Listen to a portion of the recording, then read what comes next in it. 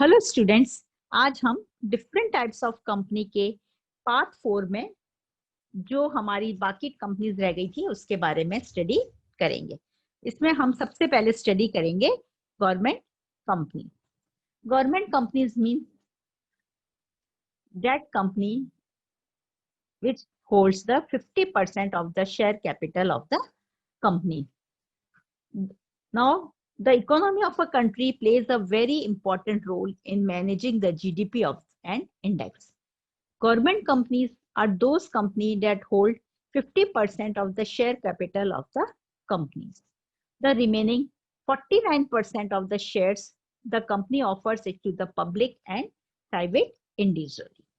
यानी कि सरकारी कंपनी का आशय ऐसी कंपनी से है जिसकी प्रदत्त अंश पूंजी के कम से कम 51% भाग जो है वह केंद्रीय सरकार या उसका कुछ पार्ट केंद्रीय सरकार और एक से अधिक राज्य सरकारों के अधिकार में होता है। सरकारी कंपनियों के अंतर्गत हम ऐसी कंपनियों को भी सम्मिलित करते हैं जो कि सरकारी कंपनी की सहायक कंपनियां भी होती हैं। Mixed ownership company is also the name used for the government companies, where we see the management and chain of hierarchy of government and technical skill of the private sector. It's a great mixture of both public and private sector. सरकारी company के संबंध में प्रमुख प्रावधान जो है वह है कि सरकारी कंपनी के प्रथम अंकेशक की नियुक्ति उस कंपनी के रजिस्ट्रेशन के 180 दिन के भीतर नियंत्रक एवं महालेखा परीक्षक के द्वारा की जाती है, यानी कि controller and auditor general of India के द्वारा उसके फर्स्ट ऑडिटर की नियुक्ति की जाती है। अंकेशन की विधि एवं प्रक्रिया भी तय करता है। जो ऑडिटर है वो किसी सरकारी कंपनी का सप्लीमेंट्री या जांच अंकेशन टेस्ट ऑडिट करवाने का अधिकार रखता है। अंकेशन के पश्चात अंकेशक अपना प्रतिवेदन सीएजी को प्रस्तुत करता है। सरकारी कंपनी के वार्षिक खाते अंकेशन के प्रतिवेदन के साथ संसद के दोनों सदनों तथा संबंधित विधानसभा में भी प्रस्तुत किए जाते हैं। केंद्रीय सरकार को इस कंपनियों के वैधानिक प्रावधान व व्यवस्थाओं में छूट या परिवर्तन देने का अधिकार होता है। हम जो एग्जांपल्स ले सकते हैं गवर्नमेंट कंपनीज का वो है heavy industry, industrial development bank, oil and gas development company are some of the examples of government company. Now holding and subsidiaries companies.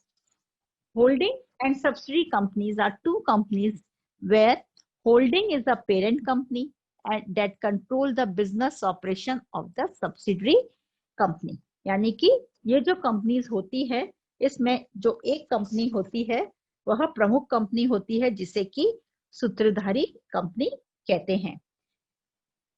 Company अधिनियम 2013 के अनुसार एक या अधिक अन्य कंपनियों के संबंध में सूत्रधारी कंपनी से आशय ऐसी कंपनी से है जिसकी ऐसी कंपनियां सहायक कंपनियां होती हैं। By control means the holding company has the complete control over the selection and election of board of directors. It holds all the shareholders of the subsidiary company.